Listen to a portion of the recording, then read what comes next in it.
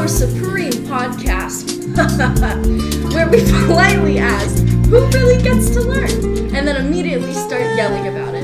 I'm Colby, your host, broadcasting straight from TJ University, the land of unstable Wi-Fi and very stable anxiety about the future. Today's theme is social status, education, and why just working hard is not the life hack people think it is. Let me introduce our Chaos Squad. First, we have Aya from NGO TJ Verification, who actually talks to students the system pretends not to see. Hi, I bring stories that make policymakers stare at the floor. Next is our data sniper, Hanu. She lives inside PISA 2022 tables and SES indices and owns too many sociology books. Hello, I'm here to rate inspirational posters with numbers. Then we have Ted, CEO of a mega hagwon chain, officially our devil's advocate, unfortunately the final boss. Good to be here. I represent your parents' bank loans and that one toxic KakaoTalk parents group. And finally, critic and professional troublemaker, Yoonha. I'm here to be comment section, but with slightly better punctuation. Now here are a few ground rules. 1. Attack arguments. 2. You may attack each other a little bit. 3. If it gets boring, I cut your mics. Let's go. This first segment is going to be about meritocracy, status, and inequality. First holy phrase of every teacher and politician is, if you work hard, you can succeed. Is this a truth, myth, or psychological warfare? It's the national spell of gaslighting. We say anyone can make it, while some kids grow up with English kindly. 2 iPads and private tutors, and other grow up with debt and shared cracked phone. Effort still matters. Are you saying grades are just destiny now? Great, well, let's print that on a t-shirt. Don't try statistics, say no. I'm saying effort is stacked on top of structure. PISA 2022 data showed that students in the top socioeconomic group score roughly the equivalent of about 3 school years ahead of those in the bottom group in math in many OECD countries, including Korea. Same exam, completely different starting package. And yet we still see students from poor families at top universities. You know, all those studied under street lamp stories. Ever heard of resilience? They're so rare, we turn them into inspirational movies. If your system needs a miracle to work, it's not fair. It's a lottery that blames the losers. Exactly. If you need a Netflix documentary to prove your system is just, your system is not just. Korean research on mobility like Chung, Choi, Hwa, and Choice Review in 2020 shows that since the 2000s, education has not magically dissolved class boundaries. Parents' education and class strongly shape children's outcomes. That's the pattern, not the exception. So we tell kids, sorry, the data says you're doomed, don't bother. No, we tell adults, stop pretending your kid's success is 100% effort, when it's also 200% capital. Let's unpack that capital. Go professor mode. Purdue talks about economic capital, money, time, stable housing, cultural capital, books at home, academic language, parents who understand the school system, and social capital, networks, people who can call a professor or fix a recommendation letter. When a teacher says, just try harder, they're often talking to students who are already spending their effort, cooking for siblings, working part-time, or sharing one desk with 3 people.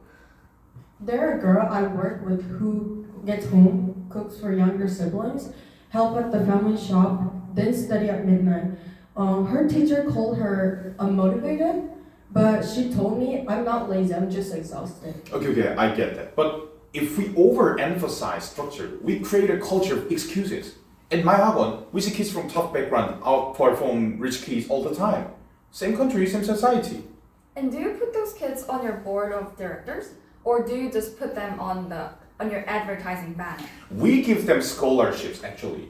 A coupon code is not structural justice, Ted. Also, when meritocracy becomes a dominant story, visual sandals arguments kicks in. Winners feel they fully deserve their position. Losers blame themselves. That combination destroys empathy. Nobody wants to talk about luck, policy, or inherent advantage. And diversity gets reduced to, do we have enough flags in brochure?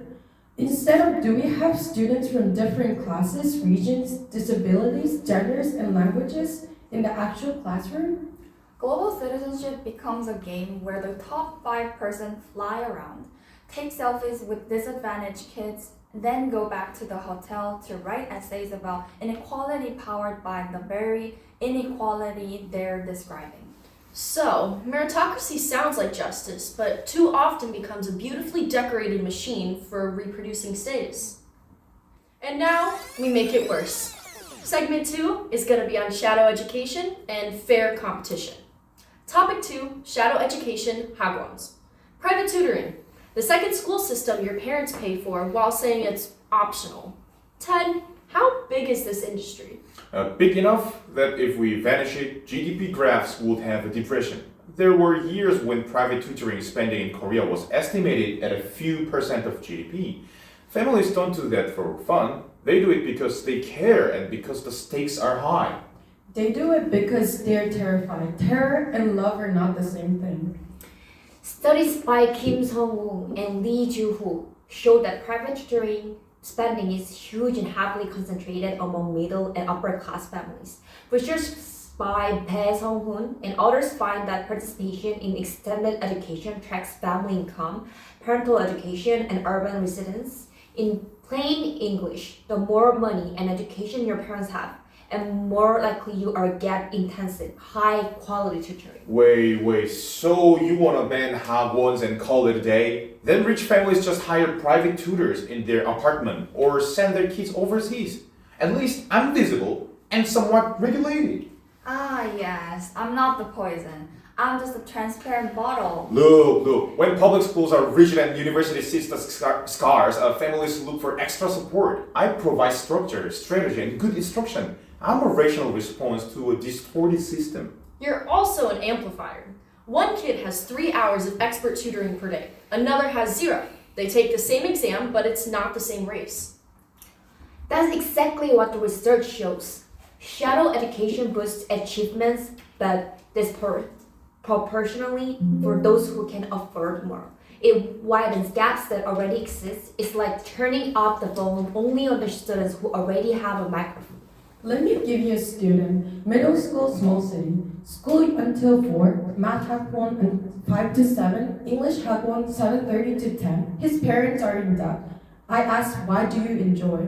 He said, I enjoy weekends when I just sleep. Another girl shares one cracked phone with siblings. Her online class is buffering screen in a noisy apartment. Officially, she has access. In reality, she's living on lag while your top clients complain their Wi-Fi is only 300 megabytes. If I shut down my hagwons tomorrow, do her problems disappear? No. The exam is still there, university hierarchy is still there, employers still care about school names. Without me, she just loses one possible support. You're not only the problem, but you're part of missionary. Don't act like a neutral angel with a whiteboard. Oh, come on, tomato. You talk like if we just pour empathy on the system, inequality melts away. What? Stop.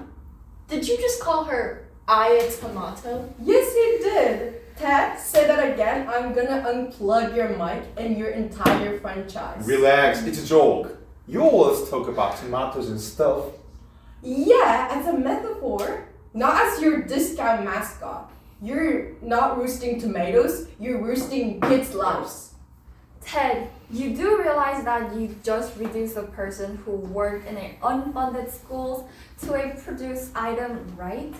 That's not devil's advocate. That's just being an onion with a LinkedIn profile. Look, I'm just saying feelings won't fix inequality. Policy and money will. I'm the one moving money. NGOs write reports, we move outcomes. Your outcomes are higher scores for kids whose parents can already pay. You're a luxury treadmill. They run, you provide, and nothing structures change. Empirically, that's close to accurate. Participation in shadow education is most intense among higher income households. You're not an equalizer. You're an equality amplifier with value. Okay, what do you want me to do? Personally fix the labor market? Rebuild the welfare state from my franchise office? No! but you don't get bonus points for being self-aware while profiting from the problem. One more I a tomato, and I rename your one to Predatory Learning Incorporation in the episode notes. Say my name properly or don't say it. You already monetized their stress. You don't get to nickname me on top of that. Your whole argument is right. Right now is, if inequality disappeared, my business model would suffer. Therefore, long live inequality. That's not logic, that's a confession. Okay, before someone throws a mic, let's call in a grown-up.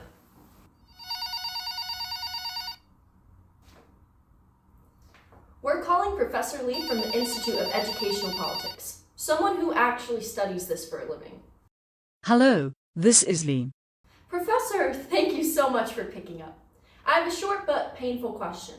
What does shadow education do for meritocracy? Formally, everyone takes the same exam. In reality, families buy very different amounts of preparation.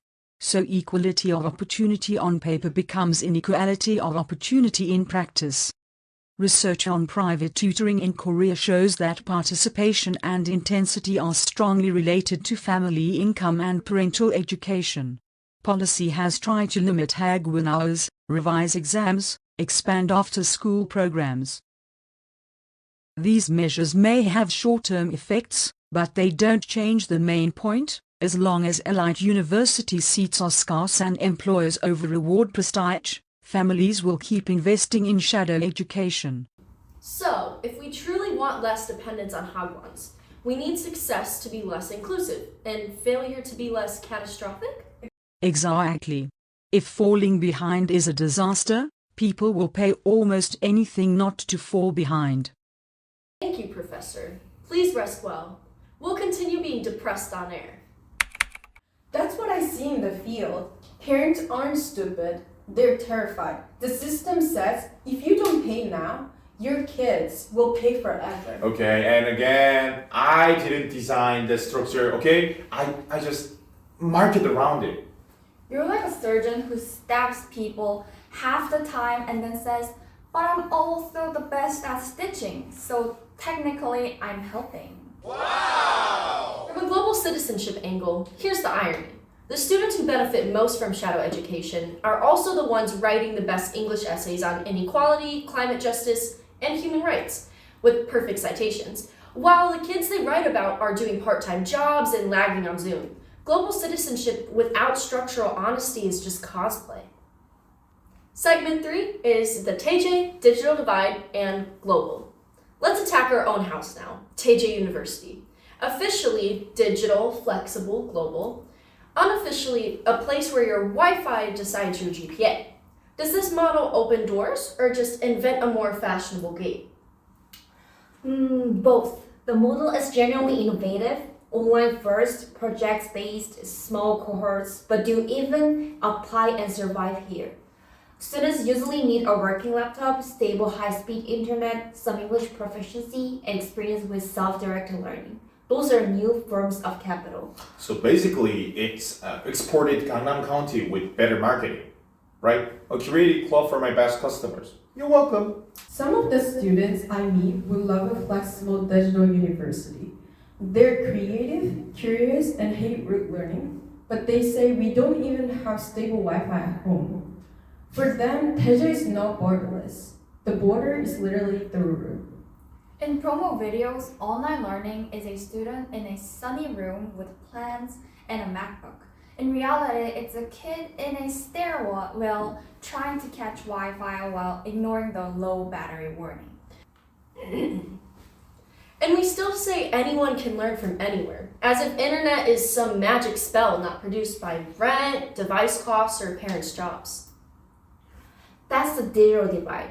It's not just have internet, don't have internet. It's speed, stability, device quality, a quiet room. Those are heavily classed. Digital models can lower some barriers, but they also rely on new kinds of capital. So, what do you want? TJ to deliver free laptops and fiber optic cables to every student in every country? Honestly, I love that. Along with mentoring, language support, and bridging programs, that's literally what we're trying in miniature with TJ vary education. Devices, data, sport, and joint project between teacher students and local youth. Okay, infrastructure costs money. Who's paying? NGOs with 3 staff and a shared Google Drive? Better than Hagwon CEOs who treat inequality like renewable energy. Unlimited supply, zero guilt. Professor Seem, you really hate my existence, aren't you? I don't hate your existence. I hate that system makes your existence so profitable. Okay, we can postpone the execution of capitalism to another episode. Here's the global citizenship test I like. If your global classroom has many nationalities, but almost all from similar socioeconomic backgrounds, it's not truly global. It's international upper middle class with good Wi-Fi. Exactly. If you never see students from poorer regions, first generation students, disabled students, or students without elite language backgrounds, then our vision of the world is a filtered subset. Global citizenship should begin with the question, who is missing from this room and why? Not with how many continents appear on my LinkedIn profile. The students I meet know they're not in the room. They say the world was not built for me. Global citizenship has to answer, whose future are we designing, and who's always an afterthought. If they think the world wasn't built for them, maybe the answer is to build their own. They'd love to, Ted. Right after they finish their shift at the convenience store and fix the Wi-Fi you keep assuming, they already have. And that, friends, is why this podcast will never get a corporate sponsorship. Now we'll be giving some closing one-line solutions. We're out of time and probably out of mental health, so let's end with some one-line solutions for the mess that we've been yelling about. As global citizens, what kind of education system should we actually be building? Policymakers should create more inclusive, diverse pathway into tertiary education. For example, specialized programs for vocational track students from less advantaged backgrounds whose hands-on skills are ignored by theory-heavy admissions. As a researcher, my solution is to keep putting uncomfortable data in everyone's face and to keep doing podcasts like this so inequality stays visible and impossible to pretend. Okay, government and public schools can't cover every blind spot, so private players like our No School Incorporated should step up and use our business models to close educational gaps instead of quietly profiting from them. Those are good starts. I want a world where I failed a test means I failed this week, not I'm a failure as a person forever. And I want education to stop being a weapon for defending status and start being a shared toolkit for building our common future. This was our Supreme Podcast Ha ha ha. status remix of Who Really Gets to Learn. If this episode made you uncomfortably thoughtful, send it to someone who still believes one exam equals one life.